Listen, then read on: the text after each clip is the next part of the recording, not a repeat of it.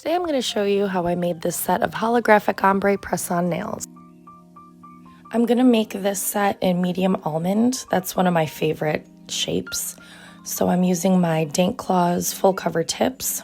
So I'm just going to go ahead and grab my sizes, which for me in medium almond is 16458. I'm only doing one hand, so 5 nails on camera.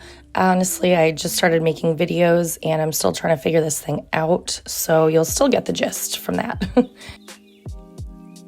The full covers are pre-shaped, which I love, but I do just file the very edge so that they're nice and smooth.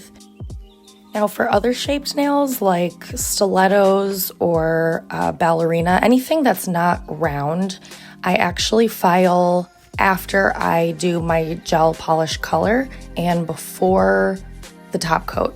That way the shape is really nice and sharp, but for anything that's rounded, I always file beforehand. And moving along, I should also mention that I'm using the less coarse side of my file, so it's the 100 grit side. And I like to use the McCart files. They're really nice and sturdy and last me quite a while. The next thing I do is grab my sticky tack and I work it up just a little bit, warm it up, and then I'll pull off little pieces, roll it up into a ball, put it on top of my nail stand, and stick my full cover nails right on top. The brand of sticky tack that I've used for years now and works really well for me, it's actually Loctite mounting putty.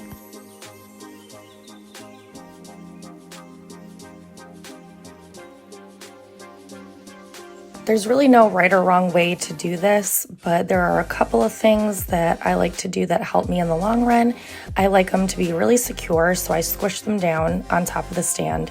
And I also make sure that they're completely level, which I'll double check at the end. But because gel is self-leveling, so long as our full cover nails are nice and level, then our nails will come out nice and even and they won't be lumpy or have more gel on one side or the other. There's a couple of ways that I use self-leveling gel to my advantage when I'm making press-on nails, and I will show you that shortly.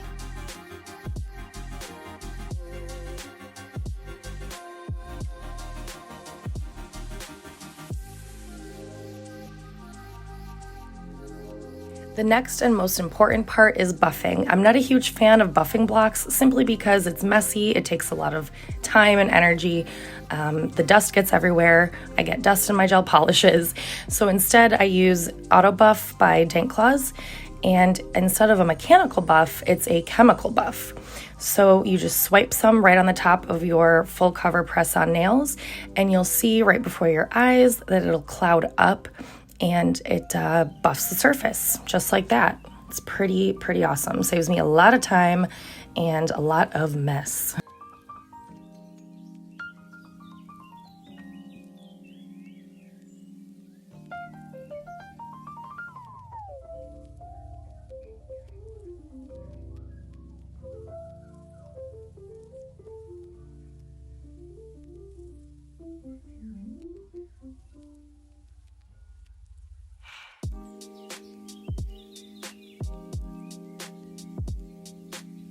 So now that I've buffed and removed all the shine, I'm ready to paint.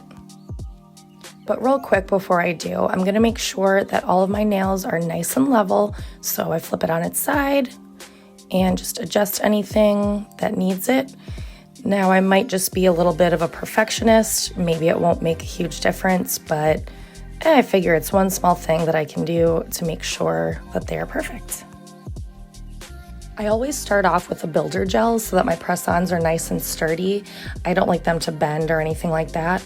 For this set, I'm gonna be using this nude, somewhat sheer builder gel as the base color. 2 coats of this builder gel leaves me with the most beautiful, natural looking finish, and I'm hoping to add this color to my line very soon. But for now, it's my own little special secret. So I'm making sure that I apply this nice and evenly and definitely cap your edges. I do it a little bit differently, like I said, when I'm making stilettos or ballerina nails, because for those I want the shape to be really sharp, so I'll actually file after I do my base color. but anything that's rounded, I always cap the edges as I go. Now, when I paint my press-ons, I always start in the middle and I stroke upwards. I just try to avoid having any gel get underneath the lip of the nail. It makes for less cleanup work at the end when I etch the underneath. Everything looks good, so now one of my little tricks is I actually flip it over and I let it self-level this way, so it gives more of a natural shape. Now it's time to cure. Now I'm going in with one more layer of my builder gel and capping my edges. And again, I'm starting my strokes from the center of the nail and going outwards. That way I avoid getting any gel underneath the nail, and it's less that I have to file off when I do my etching.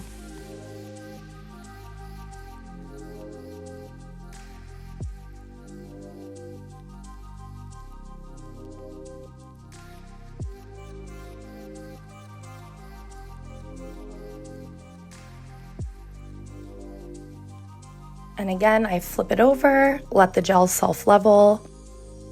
Everything looks good, and now I'm gonna cure. I'll be applying a layer of no-wipe top coat for my holographic powder to stick to, but first I always wipe off the sticky layer with 99% isopropyl alcohol, because if I don't, eventually my no-wipe will be contaminated with that sticky inhibition layer, and then it kind of defeats the purpose of being, well, no-wipe. I make my own lint-free wipes, which I'll show you in another video. I can get about 4,000 of them for around $5, which is awesome. And also I get my little pump bottles that I keep my alcohol and acetone in from the Dollar Tree. And they have held up for a really long time, and you really cannot beat $1.25.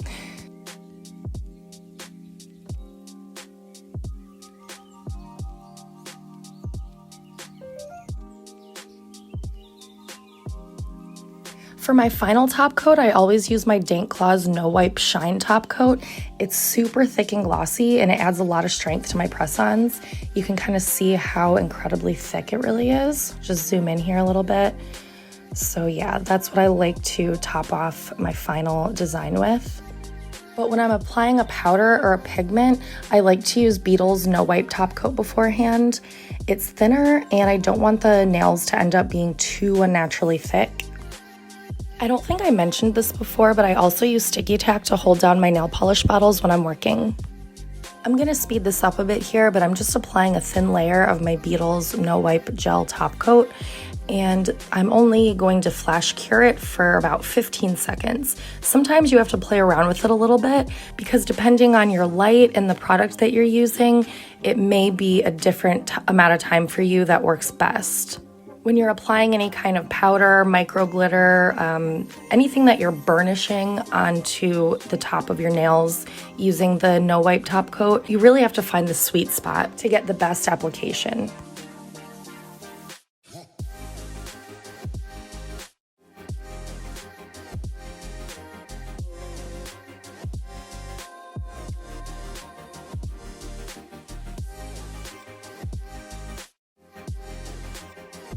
Now I'm gonna do a quick 15-second flash cure. I'm gonna be using a Hyper Holo holographic powder from Solar Color Dust in the color Rose Gold. I cannot recommend Solar Color Dust enough. I mean, all of their products are amazing, and I've used them for years. Everything from their holographic powders to their chameleon flakes, their color shifting pigments. All the products of theirs that I've used are just fantastic. I don't want to spill it, so just like my nail polishes, I just go ahead and stick it right to my sticky tack.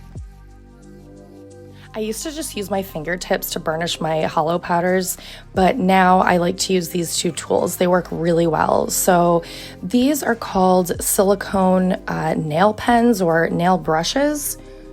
I found them on Amazon for a couple of bucks. They're pretty good, especially for the price. Some of the tips did fall off, but I found if I just kind of clamp that metal neck down, it stays on. And I mean, for $6, you really can't beat it. And the other tool, of course, is just an eyeshadow sponge. So now I'm taking my press-ons that already have that layer of no wipe top coat that's been flash cured, and I'm gonna start by applying my holographic powder onto the tip of the nail with my silicone nail brush. I'm doing an ombre French tip, so I'm pressing the holo powder down onto the nail where I want the holo effect to be the most concentrated.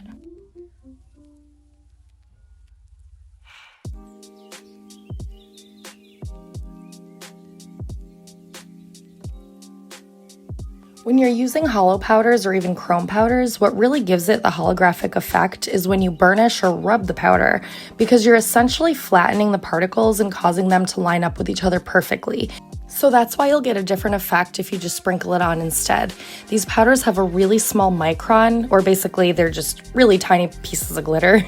So that's why we're able to get that holographic effect when we rub it, burnish it, because you're flattening all those micro glitters down, we're lining them up, and it just gives an amazing mirrored effect. Did I say effect enough? I'm not sure I did. Oh, it's always awkward doing the voiceovers for these, but I appreciate you all bearing with me. So now that I've laid my holo powder down exactly where I want it, I'm gonna go through and just kind of swipe over top of it. So I'm gonna rub it, flatten all those micro glitters down, and then I'm gonna go in with my eyeshadow brush, and that's what I'll use to get my ombre effect.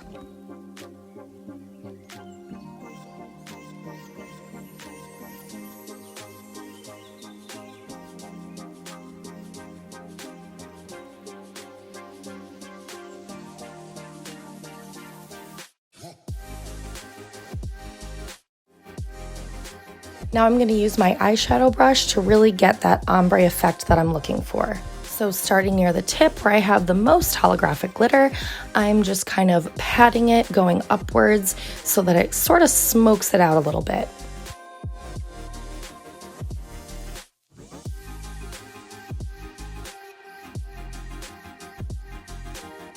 And now that I have my glitter placed exactly where I want it and how I like, I'm just going through and pressing it all down, burnishing it. That's what's nice about having different tools to work with. If you can, I really am liking the silicone brush to really just get it on there. Lays it on nice and thick, easy peasy. And then the eyeshadow brush, of course, is nice to kind of smoke it out a bit. They both work great. Honestly, my fingertip worked really well, and to this day, I would still do it that way if I'm doing an entire nail with glitter. But I have to say, the silicone nail brushes, I'm really liking it lately. I just tried them out recently, and it's just working a lot better than I expected, to be honest with you. Maybe I'm just late to the game here. So you might all already use silicone brushes. But I mean, I got this pack of 6 of them on Amazon for less than $10, and I would say it's well worth it. I'm going to speed things up a little bit here, but I'm going to do the exact same thing on every single nail. And yeah, I'm excited to see the outcome.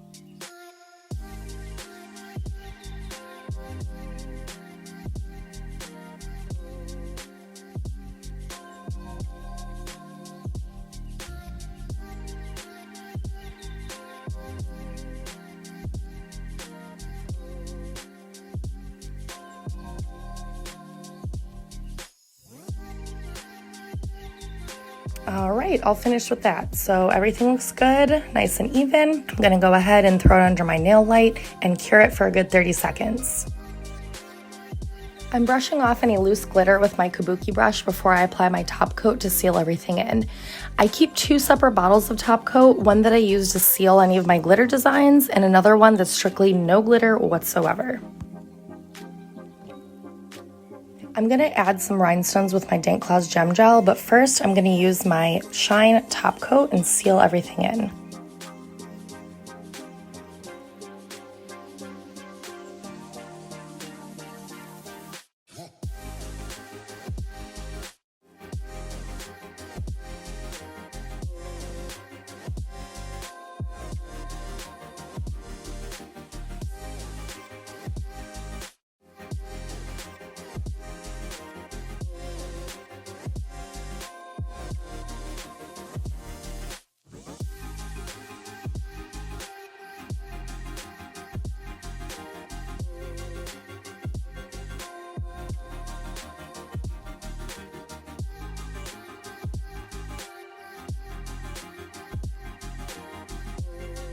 All right, so now I'm gonna go ahead and flip them over like I did before so they self-level nice and evenly. When I'm not making a video, I actually have a little tissue box that I've kind of modified a bit so that I can hang my nails upside down to do this exact same thing with the self-leveling, but I will show you that in another video. And off to the nail lamp for 60 seconds you go. I'm gonna add some rhinestones to my nails, so I'll just scoop some out, get those ready, and we'll be good to go.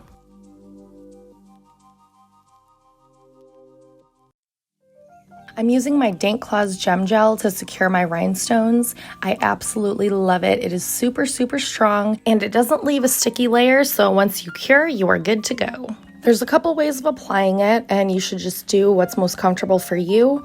You can either use a shish kebab or barbecue stick like I'm using here, or apply it directly from the tube. It does have a very fine point, so once you're comfortable with it, you can do it that way, but really it's just whatever works best for you.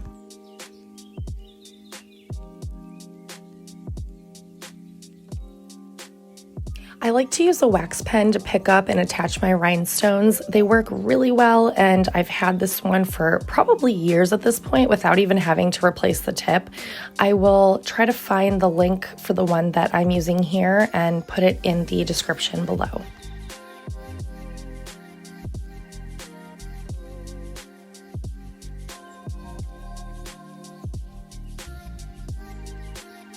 So I'm just making sure that everything is lined up nicely and not sticking out past the cuticle point. And then I'm going to speed up through the rest of the nails, and then we'll see the end result.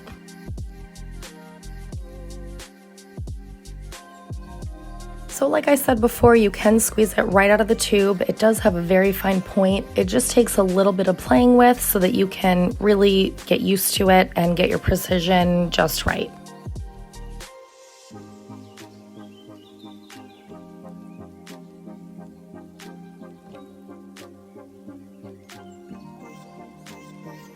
I put rhinestone accents on every nail, but I'm speeding up to the last nail here so that we're not here forever and a day. So we're just gonna finish this one up here, and then I'll show you the end result.